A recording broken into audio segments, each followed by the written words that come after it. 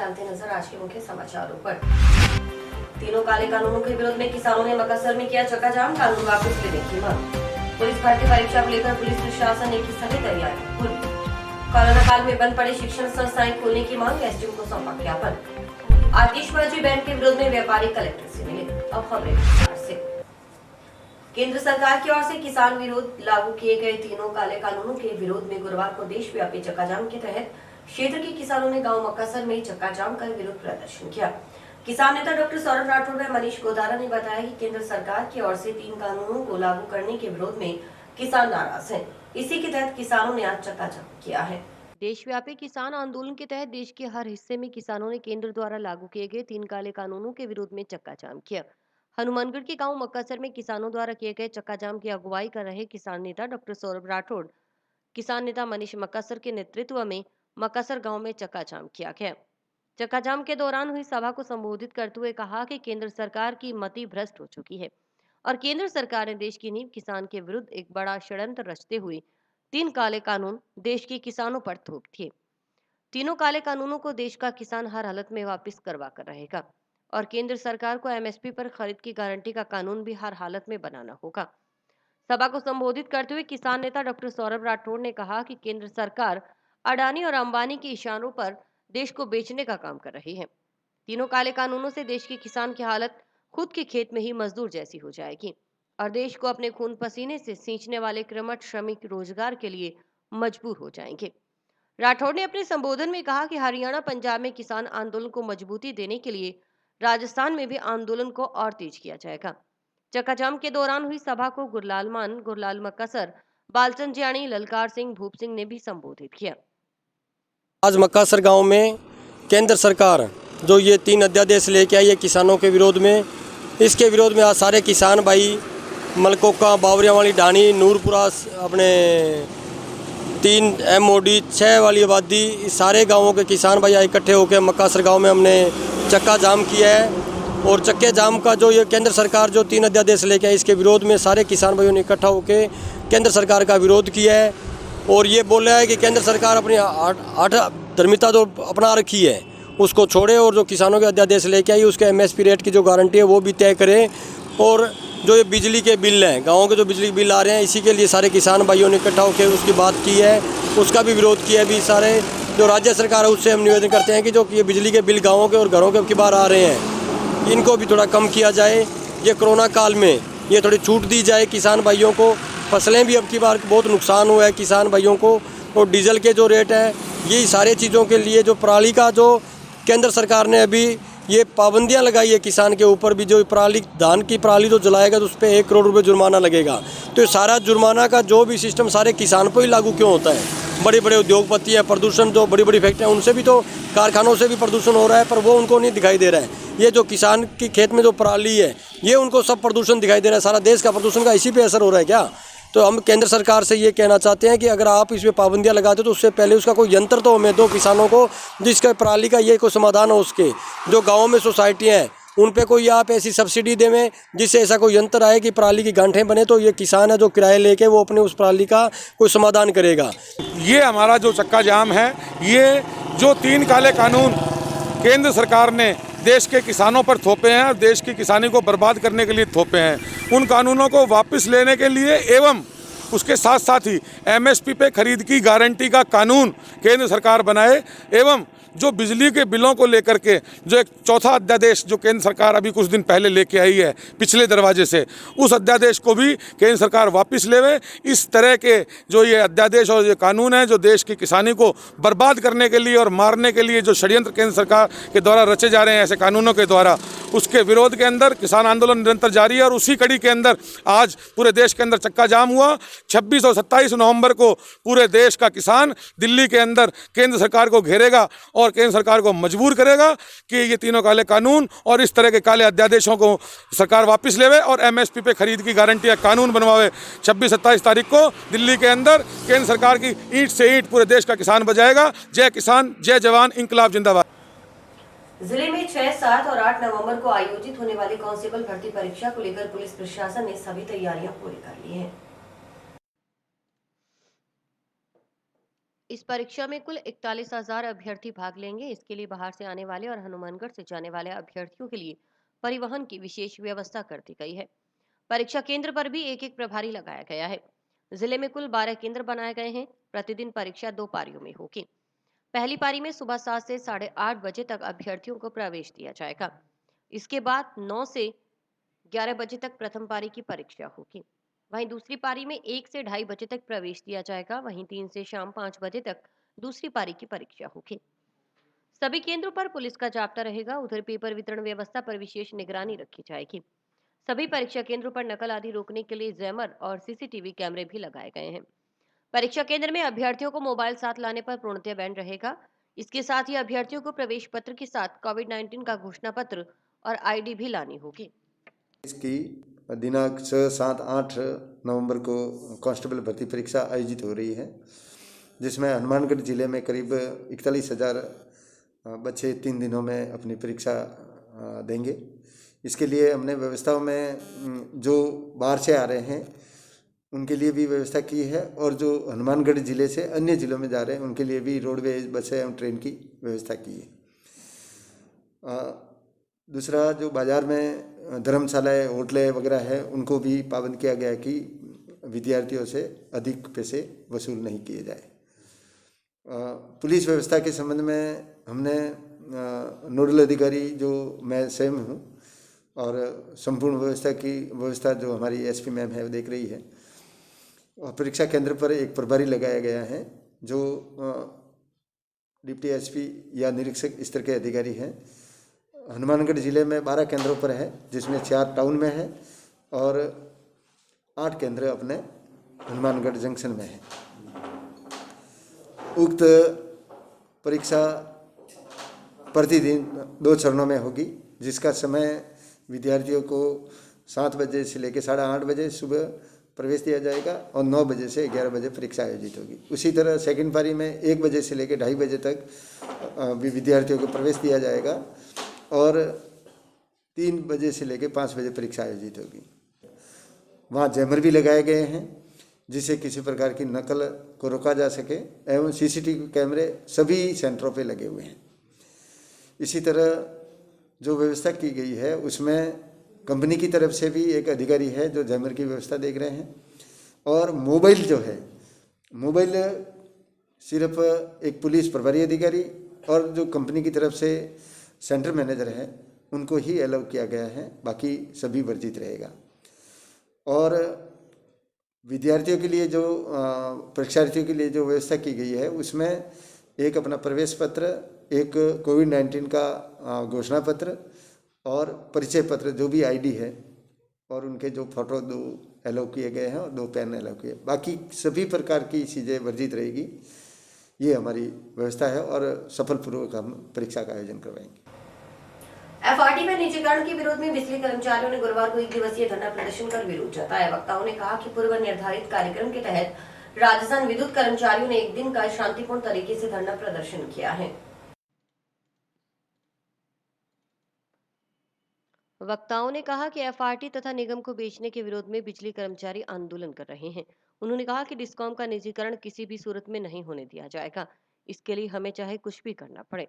वक्ताओं ने चेतावनी दी कि अगर 7 दिनों में समस्या का समाधान नहीं हुआ तो आगामी 7 दिन बाद जोधपुर डिस्कॉम कार्यालय जोधपुर में अनिश्चितकालीन धरना शुरू करेंगे।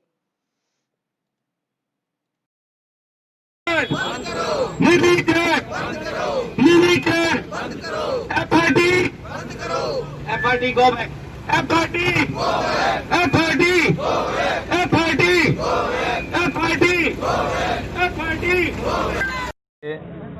पूर्व निर्धारित कार्यक्रम जैसे कि प्रदेश की भांति राजस्थान सरकार ने भी राजस्थान की सार्वजनिक संस्थाओं को जो दुकान की तरह बेचने का काम करना शुरू किया है, उसके विरोध में राजस्थान विद्युत तकनीकी कर्मचारी एसोसिएशन, जो कि हनुमानगढ़ में एफआरटी लगाना, जीएसएसओ को टेंडर पे देना, ये कुठारघात हो रहा है कर्मचारियों के साथ। गंगानगर और हनुमानगढ़ के जो कर्मचारी है, निगम को 70% देने का कर्मचारी देने का काम कर रहा है। उसके बावजूद भी जब भी जैसे भी देखा जाता है कि राजस्थान में कर्मचारी ज़्यादा है, हनुमानगढ़ में कर्मचारी ज़्यादा है, हनुमानगढ़ में कर्मचारी ज़्यादा है, और हनुमानगढ़ को FRT लगाना और GSS टेंडर पे देना एक बहुत ही बड़ी कर्मचारी के साथ साजिश हो रही है और कुठारघात हो रहा है। निगम को बेचने का जो काम किया जा रहा है, हम उसके विरोध में हर हालात में लड़ेंगे और मजबूती से लड़ेंगे और सरकार को बताएंगे कि हम सार्वजनिक उपकरण को नहीं बेचने देंगे। ये हमारे समाज की और हमारे आने वाली पीढ़ियों का जो सिस्टम है, इसको हम बेचने नहीं देंगे। हम दर दर भटकते नहीं फिरेंगे। हमने वादा किया है, आज एक दिन का जो धरना हनुमानगढ़ में रखा है, अगला 7 दिन के बाद में प्रबंध निदेशक महोदय जोधपुर डिस्कॉम का जोधपुर में धरना रहेगा 7वें दिन आज से, और हम अनिश्चितकालीन धरने पे वहाँ बैठेंगे। अगर प्रशासन और सरकार हमारी बात को नहीं मानती है तो हम किसी भी हद तक लड़ने को तैयार हैं। पुलिस भर्ती का पेपर देने वाले अभ्यर्थियों के लिए खुशखबर है, उन्हें 3 दिन तक भोजन के लिए इधर उधर भटकना नहीं पड़ेगा, क्योंकि इसके लिए श्री बालाजी रसोई के सेवादारों ने 3 दिन तक अभ्यर्थियों के लिए भोजन की व्यवस्था करने का बीड़ा उठाया है। श्री बालाजी रसोई के गुरसेवक सिंह ने बताया कि आने वाले 3 दिनों में पुलिस भर्ती के लिए पेपर देने आ रहे अभ्यर्थियों के लिए श्री बालाजी रसोई की तरफ से भोजन की व्यवस्था कर दी गई है। उन्हें परीक्षा केंद्र पर भोजन की सप्लाई दी जाएगी। साथ ही बालाजी रसोई में भी अभ्यर्थी भोजन कर सकते हैं। इसके अलावा बस स्टैंड, रेलवे स्टेशन, धर्मशाला आदि जगहों पर रसोई के सेवादार उन्हें 3 दिनों तक महज 10 रुपए में प्रति थाली के हिसाब से भोजन उपलब्ध करवाएंगे। 10 रुपए शुल्क इसलिए लिया जाएगा ताकि किसी को यह एहसास न हो कि खाना निःशुल्क खा रहे हैं। वैसे भी रसोई जन सहयोग और शहरवासियों के सहयोग से चल रही है।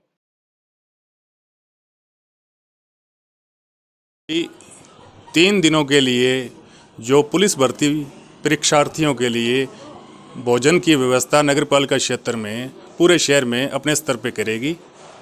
जितने भी परीक्षा केंद्र होंगे वहाँ से भी भोजन की सप्लाई दी जाएगी हमारे द्वारा, और बालाजी रसोई में सुबह से शाम तक कोई परीक्षार्थी यहाँ भोजन प्राप्त कर सकता है, जिसमें पैकिंग भोजन भी रहेगा और बालाजी रसोई में बिठा के भी भोजन कराया जाएगा। और बस स्टैंड, रेलवे स्टेशन, वहाँ पे भी जैसे जैसे डिमांड आएगी हमारी बालाजी रसोई के जो वॉलंटियर हैं वहाँ जाके खाना इनको पहुँचाया जाएगा स्टूडेंट को। और जहाँ जहाँ धर्मशाला या और कहीं भी यह है, सुबह शाम का खाना हमारे द्वारा 3 दिनों में दिया जाएगा जी। सारी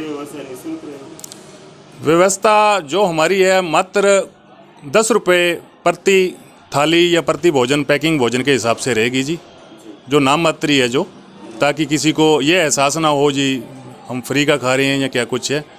और घर जैसा पूर्ण स्वच्छ खाना हमारे द्वारा उपलब्ध करवाया जाएगा जी। और इसमें कोई स्पेशल सहयोग लिया जा रहा है? स्पेशल सहयोग, जन सहयोग शुरू से बालाजी रसोई लेती आ रही है, और सभी शहरवासियों के सहयोग से या जैसे भी ये चल रही है समिति, और आगे भी पहले भी कोरोना टाइम में भी चलाया, जो हमने 75,000 पैकेट वितरित किए हैं, और आगे भी ऐसे चलाया जाएगा। प्राइवेट स्कूल संचालकों ने बंद पड़ी शिक्षण संस्थाएं खोलने की मांग को लेकर गुरुवार को एसडीएम को ज्ञापन सौंपा। ज्ञापन में बताया गया कि कक्षा 9वीं और 12वीं तक की कक्षाएं शुरू करने की अनुमति प्रदान की जाए। प्राइवेट शिक्षण संस्था हनुमानगढ़ के जिला महासचिव अशोक कुमार ने बताया कि कलेक्टर के नाम ज्ञापन एसडीएम को सौंपा गया है। ज्ञापन में बताया कि राज्य सरकार जल्द शिक्षण संस्थाएं खोलने की अनुमति प्रदान करे ताकि 9 से कक्षा 12वीं तक की कक्षाएं पूरी तरह से चरणबद्ध तरीके से खोली जा सकें। उन्होंने बताया कि शिक्षण संस्थाएं बंद होने से लाखों कर्मचारी बेरोजगार हो चुके हैं। फिलहाल प्रदेश में 10 लाख शिक्षण संस्थाएं बंद पड़ी हैं। ऐसे में सभी कर्मचारी दीपावली का त्योहार कैसे मनाएंगे? इसके साथ ही 2019-20 का आरटी का भुगतान करने की मांग राज्य सरकार से की गई। माननीय जिला कलेक्टर के निर्देशानुसार आज माननीय उपखंड अधिकारी श्री कपिल कुमार यादव जी को हमने ये निवेदन किया कि 17 तारीख से हमारी जो शिक्षण संस्थाएं बंद पड़ी हैं उनको पुनः खोलने के लिए हमारी मांग राज्य सरकार तक पहुंचाए, जिसके अंदर हमारी कक्षा 9 से 12 तक की शिक्षण संस्थाओं को पुनः, जो कि अभी निर्देशन के लिए राज्य सरकार के आदेश हैं, उनको पूरी तरह से खोलने के लिए और चरणबद्ध तरीके से खोलने के लिए, और उसके साथ साथ कक्षा 1 से 8 तक की शिक्षण संस्थाओं को भी खोलने के लिए हमें आदेशित करें, जिससे कि हमारे जो लाखों की संख्या के अंदर बेरोजगार है, पूरे राजस्थान के अंदर 10 लाख शिक्षण संस्थाओं में जो कार्यरत कर्मचारी है, पियोन है, शिक्षक है, ड्राइवर है, कंडक्टर है, वो सारे अभी केवल शिक्षण संस्थाओं की ओर देख रहे हैं, कब शिक्षण संस्थाएं खुलेंगी और कब उनको रोजगार मिलेगा। दिवाली का अवसर है, दिवाली भी जो है उन शिक्षण संस्थाओं में कार्यरत कर्मचारियों की मननी मुश्किल हो रही है। और हम राज्य सरकार से निवेदन करते हैं कि हमारे जो आरटी का भुगतान है, जो 2019-20 की द्वितीय किस्त जो हमें मार्च में मिल जानी थी, वो भी अभी तक नहीं मिली है, जिससे भी हमारे कर्मचारियों का वेतन रुका हुआ है, विलम्ब हो रहा है। उसके साथ साथ 20-21 की जो शिक्षण संस्थाओं में ऑनलाइन क्लासेस दे रहे थे और उनको भी भुगतान नहीं हो पाया है, वो भुगतान भी करने के लिए हमें शीघ्र आदेश जारी करें, आरटी का भुगतान करें। और अभी हमने राज्य स्तर पर जो है एक जो आदेश मिले हैं कि शिक्षण संस्थाओं को बंद करें, उसको 17 तारीख तक हमने स्थगित कर रखा है सभी कार्य को। उसके मद्देनजर रखते हुए हम राज्य सरकार से आह्वान करते हैं कि शीघ्र हमें फीस लेने के लिए आदेशित करें और आरटी का भुगतान करें, ताकि और सोशल डिस्टेंसिंग को पालना के अनुसार हमें शिक्षण संस्थान खोलने के लिए पुनः आदेश करें। राष्ट्रीय लोकतांत्रिक पार्टी की बैठक गुरुवार को हुई। इसमें सातों पंचायत समिति में पार्टी के उम्मीदवार चुनाव मैदान में उतारने पर विचार विमर्श किया गया। पार्टी के जिला अध्यक्ष विजय सिंह बेनीवाल ने बताया कि लोकतांत्रिक पार्टी सभी वर्ग को साथ लेकर चलने वाली पार्टी है। उन्होंने कहा कि अब जनता दोनों पार्टियों से तंग आ चुकी है, लोकतांत्रिक पार्टी ही विकल्प बचा है। हमारे पार्टी के जिला अध्यक्ष, पार्टी के प्रदेश कार्यकारिणी सदस्य और पार्टी के जिला उपाध्यक्ष जी, युवा मोर्चा के अध्यक्ष, युवा मोर्चा कार्यकारिणी सदस्य मंत्री और जो भी मेरे युवा साथी भाई आज यहाँ पे पधारे हैं, उनका मैं तहे दिल से स्वागत करता हूँ, उनको धन्यवाद देता हूँ।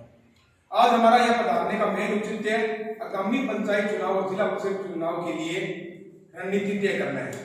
उसके लिए अभी थोड़ी देर में राष्ट्रीय लोकतांत्रिक पार्टी सभी भाइयों एवं युवाओं से आपस में डिस्कशन करके एक लिस्ट जारी करेगी। उसमें सातों पंचायत समिति, हनुमानगढ़ की सातों पंचायत समिति है, उसमें हर पंचायत समिति पे एक 2-2, 3-3 प्रभारी नियुक्त किए जाएंगे और वो प्रभारी अपने अपने क्षेत्र में जाएंगे और ब्लॉक वाइज, जिला परिषद वाइज जो भी दावेदारों के नाम हमारे पास आएंगे, अभी नाम आ रहे हैं हमारे पास में, कल 15-20 नाम आए हैं, चुनाव लड़ने वाले ब्लॉक अध्यक्ष और जिला परिषद के भी 2-3 नाम आए हैं, तो उन पे पार्टी कल बैठ के मंथन करेगी और आज शाम तक जो भी प्रभारी है वो अपने फील्ड में जाएंगे और 4-4, 5-5, 6-6 जो भी अपने आसपास के जो ब्लॉक है वहां से नाम लेके आएंगे और कल पार्टी के सभी पदाधिकारी आपस में बैठ के सामंजस्य स्थापित करके कल शाम तक पार्टी अपनी पहली ब्लॉक अध्यक्ष और जिला परिषद की कार्यकारिणी घोषित करेगी।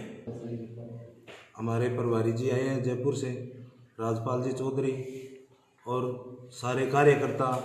आज हमारी ये मीटिंग हुई है राष्ट्रीय लोकतांत्रिक पार्टी की कि भाई सातों पंचायत समिति है उनमें कैंडिडेट उतारेंगे और 29 जिला परिषद के जोन है उनमें भी हमारे कैंडिडेट उतारेंगे। उम्मीद है कि भी सातों पंचायत समिति में राष्ट्रीय लोकतांत्रिक पार्टी के प्रधान होंगे और जिला प्रमुख भी राष्ट्रीय लोकतांत्रिक पार्टी का होगा। भी किसान के हित के लिए लड़ रहे हैं हम, तो किसान, मजदूर, गरीब, हर वर्ग के लिए 36 कौम की पार्टी है। जिला परिषद चुनाव के लिए ग्राम पंचायत 2 के अंजे में गुरुवार को चुनाव संबंधी बैठक का आयोजन किया गया। इसमें ग्रामीणों की सहमति से भामाशाह अमित गोदारा के नाम की घोषणा की गई, जिस पर सभी लोगों ने सहमति जताई है। सरपंच जीवनी ने बताया कि ग्राम पंचायत 2 के अंजे के ब्लॉक नंबर 21 में भामाशाह अमित गोदारा के नाम की आज ग्रामीणों के समक्ष घोषणा कर दी गई है। इस पर सभी ग्रामीणों ने सहमति भी जताई है। इस मौके पर ग्रामीणों ने एकमत होकर उम्मीदवार भामाशाह अमित गोदारा का चुनाव में समर्थन करने का वादा किया। ग्रामीणों ने कहा कि भामाशाह गोदारा ने कोरोना काल में जरूरतमंद लोगों की आर्थिक सहायता की और पशुओं तक के लिए हरे चारे की व्यवस्था करवाई थी। बीकानेरों कोई वोट को नहीं आया। बीकानेर तूड़ी भेजी, 350 कुंटल तूड़ी भेजी, टिब्बी राशन किट भेजी, हर एक जगह भेजी। मैं बताऊँ तो वो तो देखो एक मेरो पर्सनल मैंने यहाँ लगे हो भी जरूरत है लोगों ने और एक मैंने यहाँ लगे हो भी मालिक दियो है मैंने ये खातर तो भी आज मदद करनी चाहिए। वो मन टाइम लगे जना मैं करी कोई आ ना सोच लियो भी सिर्फ चुनाव खातर करी। मैं बताऊँ भामाशाह को जो नाम देने वाला वो थे लोग देने वाला सारे लोगों का कारण ही किया है कि प्रशासन नाम दियो, यहाँ भामाशाह को कोई नाम थोड़ी दे। अच्छा दूसरी बात है टिकट की, तो मेरे तो टिकट हो थे मैं बताऊँ थारों उपराकर कोई टिकट को नहीं है, जनता उपराकर कोई टिकट को नहीं है, चाहे कांग्रेस हो, बीजेपी हो, विधायक हो, MP हो, MLA हो, कोई मतलब को नहीं है, सिर्फ जनता हुए टिकट। जनता चाहे नहीं तो बा बिना ही टिकट मिले और जनता चाहे नहीं तो निर्दलिया नहीं टिकट बा टिकट बना दिया। मैं दूंगे आपका हमेशा वोट देगा देता है हमेशा, ठीक है। सही वोट डालने को एक टाइम पड़े आने डालने को आपने सहयोग करे, आपने सगा चले और आपनो फर्ज है कि आगे सगा आपा चलना समझे। वोट हमेशा ही गालियो आपा और गालना में आगे अभी भी अगर ना खड़ा फिर भी बोर्ड गाली से तो सही बंदो खड़े थे सागर लगा अरे अंजिता के अपना गांव को भी नाम रोशन होगा अपन भी नहीं बेरो लगे कि भी गांव के अंदर भी कोई मिनक रहे और अपने सामने लड़ने वाला है। आज ग्राम पंचायत दोकेंजी में एक चुनाव संबंधित ब्लॉक के लिए मीटिंग रखी गई सरपंच जीवन देवी के घर पे, जिसमें ब्लॉक नंबर 21 से चुनाव के लिए अमित गोदारा भामाशाह का नाम सामने आया और जिसमें ITI व दोकेंजी के सभी लोगों ने बहुत खुशी जाहिर की और कहा कि भाई इससे ज़्यादा और अपने को बढ़िया मेंबर क्या मिलेगा, बढ़िया कैंडिडेट चुनाव के लिए और लोगों की सेवा के लिए बहुत बढ़िया कैंडिडेट है, जिसका हम सभी लोगों ने एक राय एक मत होकर का भी इस आदमी को चुनाव लड़ाना चाहिए, जिसने अपने गरीब लोगों को कोरोना काल में जो मदद करी, गरीबों को राशन दिया, ज़रूरत के ऊपर लोगों को चारा भी दिया, बहू बेटी के डिलीवरी के अंदर जो घी और राशन पहुंचाया, उस चीज़ को देख के लोगों की बड़ी खुशी हुई और ये कहा कि भी इस आदमी ने जो अपने लिए जो एक परिवार की तरह अपना परिवार मान के गरीबों को जो राशन और जो किट दी है, उसको देखते हुए लोगों ने बड़ी खुशी करी और कभी इसको चुनाव मैदान में उतारना चाहिए। राज्य सरकार द्वारा दीपावली त्योहार पर पटाखों पर बैन करने का व्यापारियों ने विरोध दर्ज करवाया है। इसके तहत 6 नवंबर को हनुमानगढ़ जिले के व्यापारियों ने कलेक्टर के माध्यम से सीएम को ज्ञापन भेजने का निर्णय लिया है।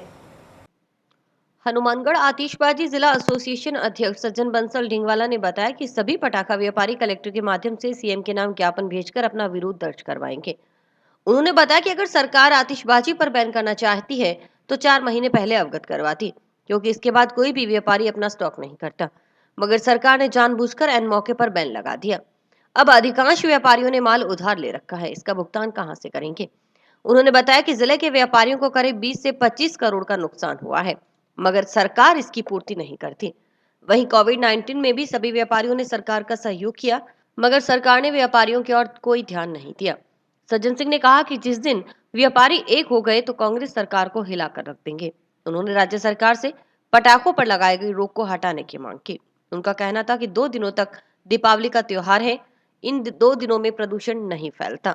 कल दिनांक 6 तारीख को जिला कलेक्टर के यहाँ पूरे जिले के सभी पटाखा व्यापारी स्थायी अस्थायी वाले सब एक रोष स्वरूप जिला कलेक्टर को के माध्यम से मुख्यमंत्री जी को एक ज्ञापन सौंपेंगे, जिसमें हमें इस आतिशबाजी बिजनेस को बंद करने के लिए इन्होंने जो कॉल किया है उसके लिए हमें बहुत रोष है।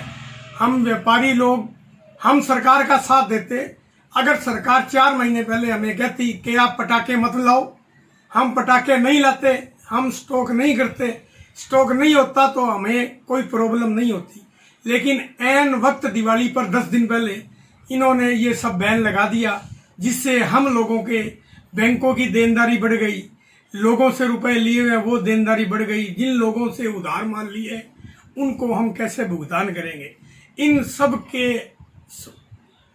मध्य स्थिति देखते हुए पूरे हनुमानगढ़ जिले के व्यापारी तकरीबन आप ये लगा लो भी हमारे 20 से 25 करोड़ रुपए का ये बिजनेस लॉस होगा। सरकार हमें किसी भी तरह की कोई हमें इसकी पूर्ति नहीं कर रही। पुलिस प्रशासन ने सार्वजनिक स्थानों पर धूम्रपान करने वालों के खिलाफ कार्रवाई की। इस दौरान पुलिस ने गुरुवार को नियमों का उल्लंघन करने वालों के खिलाफ जुर्माना वसूला। मौके पर मौजूद पुलिस अधिकारियों ने बताया कि अभियान के तहत गुरुवार को 6 चालान काटे गए और 1200 रुपए का जुर्माना वसूला गया।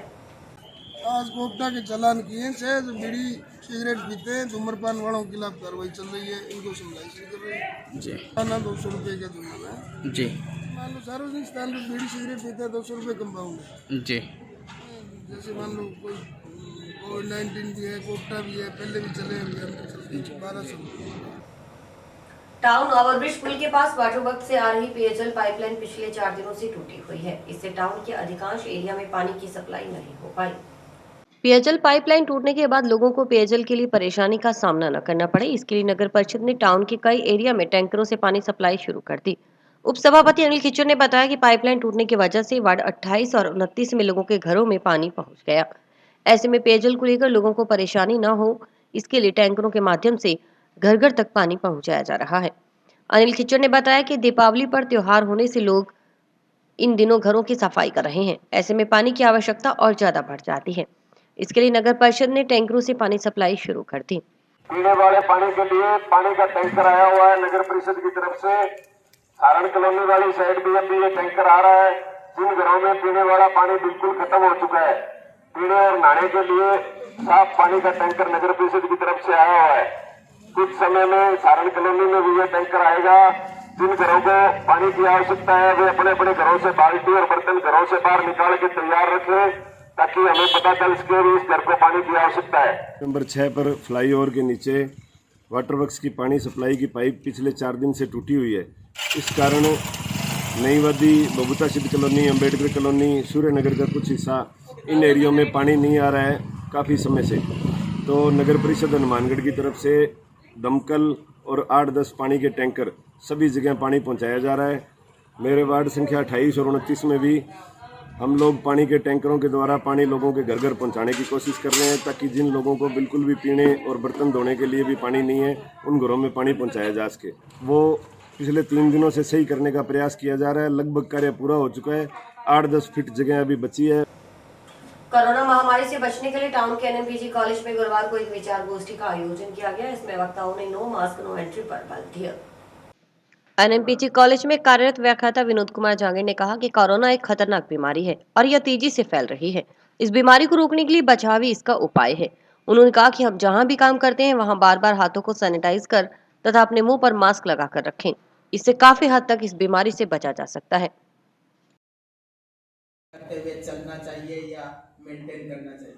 तीसरा था कि एक हैंड सैनिटाइजर का यूज, कि जब भी अपने क्या है कि बार बार जैसे ऑफिसों में अपन जहाँ पर भी काम करते हैं, घर में या कहीं पर भी थोड़ा सा डाउट होते ही हमें क्या है कि हैंड सैनिटाइजर का यूज करना चाहिए, जिससे क्या है कि इसको स्प्रेड आउट होने से हम एक तरीके से बचा जा सके, दूसरों को बचाया जा सके, क्योंकि ये एक ऐसी बीमारी है कि खुद बचाने पर दूसरों को भी बचाया जा सकता है। आज जो सरकार का जो महत्वपूर्ण अभियान है नो मास्क नो एंट्री, उसके अंतर्गत आज हम महाविद्यालय में आए हैं और एनसीसी स्काउट के बच्चों का सहयोग लेकर भी और उसके द्वारा जो है मास्क वितरण करवाने की कोशिश।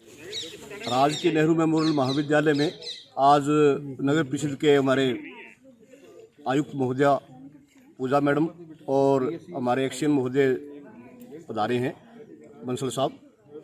इनके साथ आज बैठ कर के हमने एक समन्वय से एक मीटिंग की है कि जो मुख्यमंत्री जी के एक फ्लैगशिप योजना है कि नो मास्क नो एंट्री, जिसको उन्होंने कानून भी बना दिया है, तो हम ये चाह रहे हैं कि मतलब इसको अधिकतम पूरे जंक्शन टाउन में इसको फैलाया जाए। हम अपने वॉलंटियर्स के साथ मिल करके रैली निकालना, मास्क वितरण करना, पोस्टर लगाना, इस सब में हमारे वॉलंटियर इसमें सहयोग करेंगे और सारे मिल करके हम इसको मुख्यमंत्री जी की इस महत्वाकांक्षी योजना को सफल बनाने में और महामारी से बचने में अपना अधिकतम योगदान देने की चेष्टा करें। कल तो हमने इसमें जो प्रोग्राम चाकआउट किया है, कल जंक्शन में जो नगर परिषद की तरफ से निकाली जाएगी रैली, उसमें हमारे एनसीसी स्काउट और ये एनएसएस के वॉलंटियर्स हिस्सा लेंगे। और सैटरडे को 12 बजे से यहाँ से अपने महाविद्यालय से एक रैली का आयोजन किया गया है, जो भीड़ भाड़ के इलाकों में सभी में रेलवे स्टेशन, बस स्टैंड तक जाएगी। उसमें भी हमारे एनसीसी, एनएसएस और स्काउट के सभी वॉलंटियर्स और नगर परिषद के साथ में जो भी अधिकारी कर्मचारी आएंगे, उनके साथ मिल करके हम इस कार्य को करवाने में मदद करेंगे। और इसी के साथ समाचार समाप्त हुए। रोजाना देखते रहिए समाचार। नमस्कार।